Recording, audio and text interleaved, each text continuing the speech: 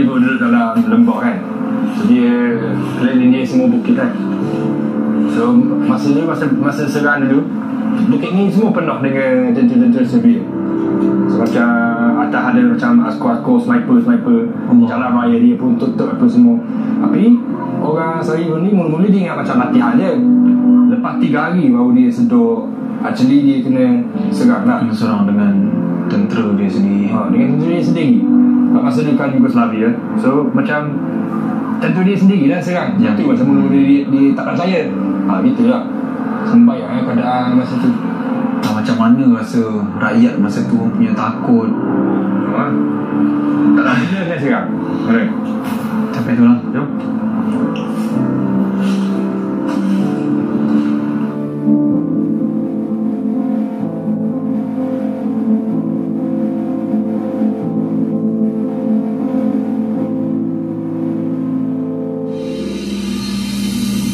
Kebetulan malam tu masa dinner, kedai tu sempit. So kita kongsi meja dengan Iskandar. Dia ni orang asal dekat Bosnia. Masa Sarajevo kena kepung hari tu, awak dia ada gali terowong buat masuk senjata, makanan apa semua. Ala-ala kita jumpa dengan Iskandar. So kita pun minta dengan dia cerita sikit lah pasal terowong tu. How do you pronounce your name? Iskandar. Can you pronounce it? Skender. It's flat. We usually say Skender. Just like Skender. I'm born in Libya. Born in Libya? Yes. My parents are from Bosnia. So my mother is doctor and my parents go to work in Libya for only 4 years. And I was born there. And my name is a little bit Libyan affected, you know. So we went to the what do you call it, the war tunnel or the tunnel of hope? People call differently, you know. Tunnel of Hope, War Tunnel.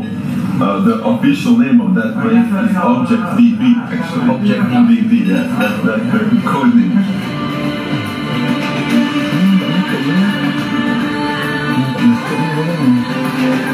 The idea was to bring weapons into the city. Bosnian government? Yes, of course.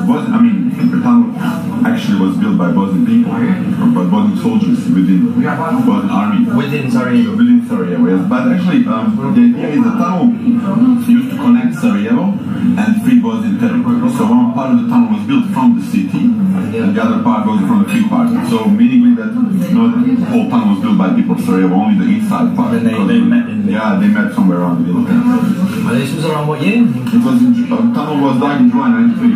July 93. And how long did it take? It took officially, would say, 4 months and 4 days, but roughly 4 months.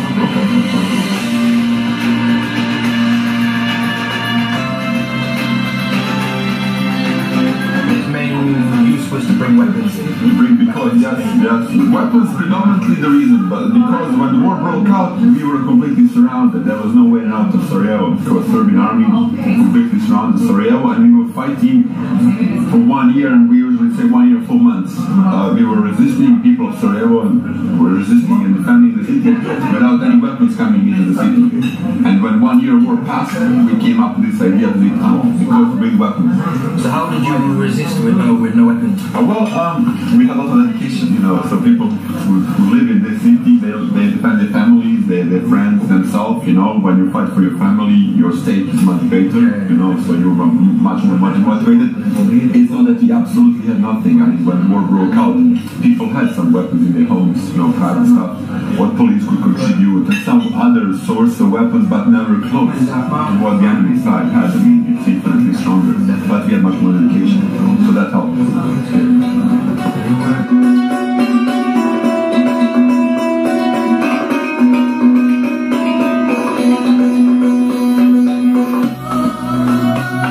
Tulis diary kau ni? Dah. Mana nak tulis diary? Aku ni nak tulis diary aku membaca tak reti. Tulis Pak Tinggi lah. Semayu. Tanya aku tulis doa-doa sikit ni. Betul? Jadi kan dah dekat dah sampai Istanbul kan, aku plan aku nak nikah. Jadi doa-doa ni aku tulis, so aku hafal dulu masa kita jalan-jalan. Sampai sana senang, tak payah bawa buku dah. Terus je. Gitu. Satu Mat, aku nak ceritakan kau dah. Antara fakta yang orang tak tahu sangat, tapi benda ni aku banyak dapat daripada sejarah lama, dalam kitab-kitab Arab lama. Sebenarnya kain Kaabah ni hari ni warna hitam kan, tapi sebenarnya dia bukan warna hitam dulu. Dia pernah jadi warna putih, pernah warna merah, pernah warna hijau, pernah warna kuning. Tapi selepas daripada pemerintahan dinasti Abbasiyah, waktu tu kain Kaabah ditukar jadi warna hitam sampailah sekarang. Wajib tak kita cium Hajar Aswad? Good question. Nak sebut question tu fikir 2 minit ke tu. Cerita pasal cium Hajar Aswad ni, Umar pernah sebut. Sayyidina Umar Al-Khattab ni sahabat Nabi.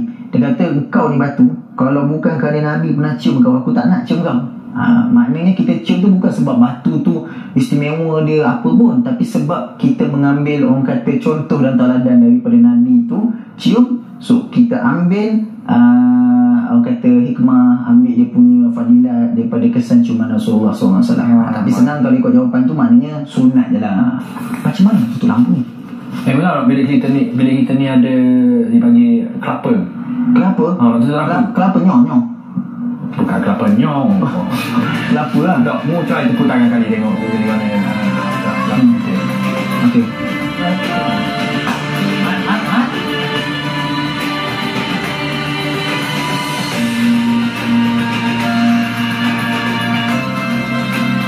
Saya ni kalau terimakan nak skip negara-negara lain, skip lah. Tapi jangan tak pergi Turki.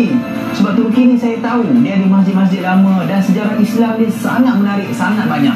Dekat Turki lagi banyak kok tempat kita nak pergi explore. Dalam plan kita nak pergi Istanbul, Bursa, Urfa dan Kapadokia. Istanbul aku datang.